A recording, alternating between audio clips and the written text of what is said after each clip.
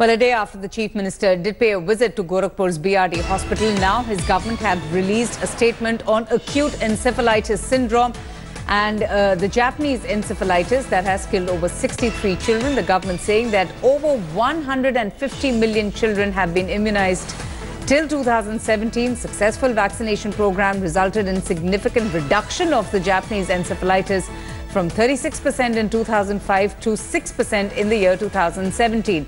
Data for both the Japanese encephalitis has shown that up to 10th August 2017, 1,180 cases of acute encephalitis syndrome were reported, of which there have been 148 deaths. Of these 1,180, there have been 104 JE cases and 146 AES, which is the acute encephalitis syndrome deaths. So those numbers being put out there by the Yogi Adityanath government and also drawing a comparison to the year 2016, when there were 3,410 AES cases that were reported, of which there were 550 deaths. And it's also said that 5 high-risk villages in Gorakhpur in each of the 7 districts have now also been adopted by the government and the state government, in fact, saying that they're going to be setting up a district task force for encephalitis in the endemic districts.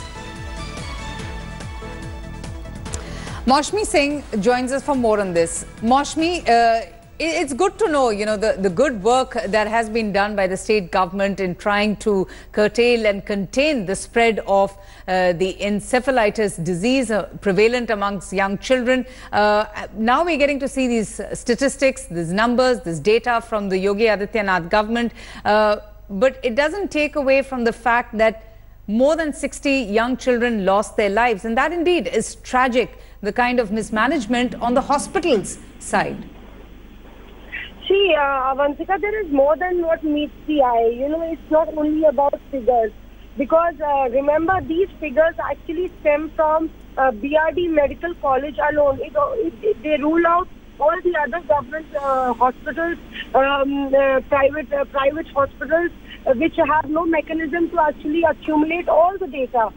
Secondly, remember that many cases are not reported because they're in the remote corners of villages which are 100 kilometers away from Gorakhpur, and therefore they never reach the medical college.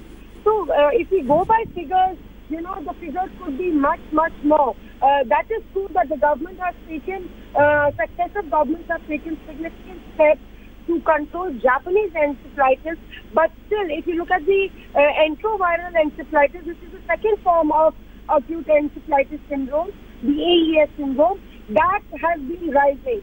Thirdly, the mortality rate. Yes. Earlier, before 2014, were below 20%. They were about 10 to 15%. But they have risen after 2014 to above 30%. Now, that's really serious. And that's where the government needs to focus on. And remember, multi-crore rupees have been spent.